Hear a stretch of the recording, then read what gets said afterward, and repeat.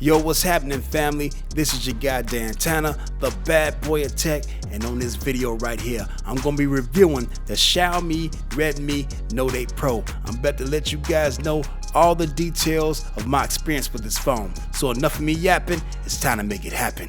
Let's go. Tanner so official, Tanner so made, Tanner so real, Tanner so paid, Tanner so raw, Tanner be the shit, Tanner so official, Tanner so lit. Now, all right, good people, I done had the Redmi Note 8 Pro for about 2.5 weeks, so I'm ready to go ahead and give my full review, my full analysis, and all that. I'm about to tell you guys what I love about this phone, and I'm about to tell you guys some things I'm not rocking with about this phone. Let's get to the bad stuff first. Thing number one, this phone doesn't have all the US bands, or better yet, all the bands that are compatible with US carriers, especially 12. People, I'm using the Mint Mobile SIM card up in here, which is basically T-Mobile and everything. And people, I've been having to use 3G and not 4G LTE on here, because every time I use 4G LTE, it drops off, it stops working, it's inconsistent, intermittent and all that. But 3G is stable on here, but in 2020, 3G is hella slow, you know what I'm saying? So people, keep in mind to check the bands when you go ahead and buy an import device. Now, the other thing I don't like about this phone, man, it really gets on my nerves. I like to use widgets on my Android phones, especially the Booksy widget. That's a booking app that I use for when I go ahead and have to deal with my clients on a day-to-day basis. Well, for some strange reason, it doesn't work on here. It'll show you the clients all day, but when I tap on a client or something, it doesn't open up. Or even worse, none of the clients show up on the widget. So man, some of the widgets and apps are not optimized to work with the Redmi Note 8. Now the last thing that I'm not feeling about the Redmi Note 8 Pro is, man, it's hard to find quality accessories for the device. But thanks to Rinke, you can go ahead and get some, man, like this beautiful Camel Fusion X case right here. The link to this case will be below in the description if you want to go ahead and cop one for your Note 8 Pro. Okay! Well, people, that's about all I don't feel about this phone and everything. So let's get to the phone's strengths. Let's talk about the good stuff. Damn right. Now, the first thing that I'm feeling about this phone, people, is obvious. Look at this beautiful design. Man, oh man, oh man. This right here, white color that it comes in, has a beautiful red to teal tint that flips the white and everything when a light hits it just right. Absolutely beautiful.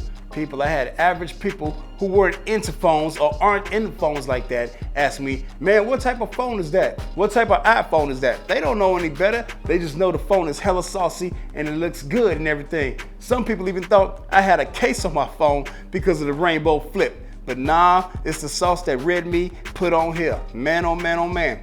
And then with the nice touch with the middle look edges and everything, man, very, very premium feeling and looking device. Yes, sir. Yes, sir.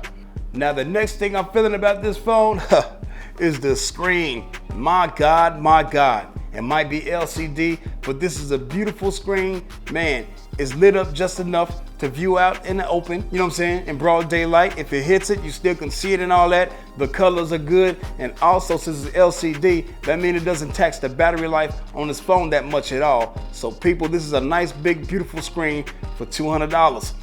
And while we talking about battery life, the battery life on this boy is an absolute beast. He ain't lying. Man, I get around 2 days of battery life on this boy.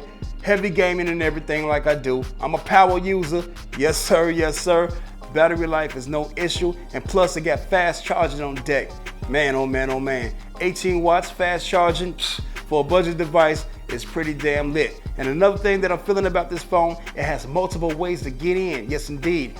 On the back, you got a fingerprint sensor, you know what I'm saying? A physical fingerprint sensor that's hella fast.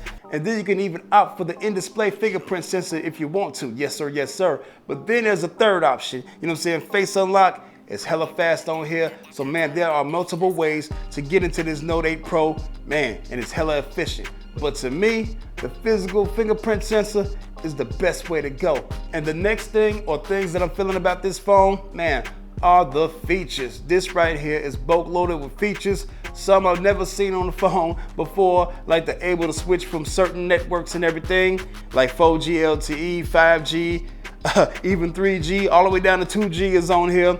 Man, the menu is very extensive and everything, and it's fully packed, man. And also, people, they kept the headphone jack on deck. Yes, sir, yes, sir. That was huge, man. I really appreciate that because I'm an audiophile, a professional music industry engineer and producer. And people, man, wired headsets sound better than Bluetooth. It's fact. So I'm absolutely glad that they put and kept the headphone jack on this phone. Yeah! And also another feature, since we on features, that I'm glad that they got on this Note 8 Pro is at the top, the IR Blaster. Yes, sir. Yes, sir. Man, I knew I missed the IR Blaster a little bit after Samsung scrapped it and a whole lot of other companies scrapped it. But people, getting back to using my IR Blaster on my phone is an absolute dream. Like if you're waiting in a doctor's office or waiting for your car to get serviced or anything, man, people, and there's some BS on the TV and nobody's around, man, you can go ahead and access this IR Blaster and change the channel with no problem. So thank you, Redmi, for, man, keeping the IR Blaster on deck while other companies scrap the IR Blaster like it was irrelevant. Now here's the moment you all been waiting for to see what I think about the cameras. People, the cameras on here, it's 4 of them on the back, 1 on the front. Man, oh man, oh man, they are pretty damn good for a budget device, man. If you don't believe me, here's some footage straight from the Redmi Note 8 Pro. Let's go.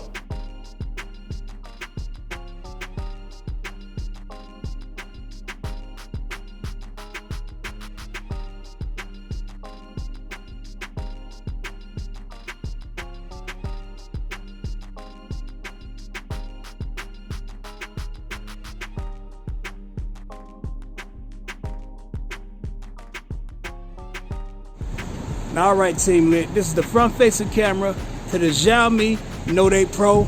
Let me know, how does the mic sound? How does the visuals look and everything, you know what I'm saying? Like the traffic behind me, how does it handle the cop lights and everything? Yes, sir, yes, sir. So far, on the viewfinder, this looks pretty substantial and pretty good. Not bad, right? Yes, indeed.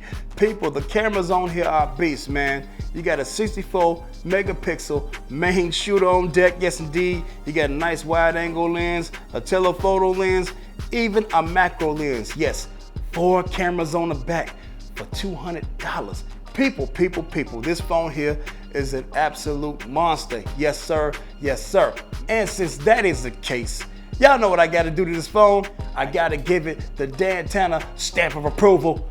Put a stamp on it. Yes, sir, yes, sir. I highly recommend this phone for import and everything, but just keep in mind, it doesn't have band 12. Besides that, this phone right here is an absolute beast and a great budget tier to mid-range phone to go ahead and get. Man, oh man, oh man.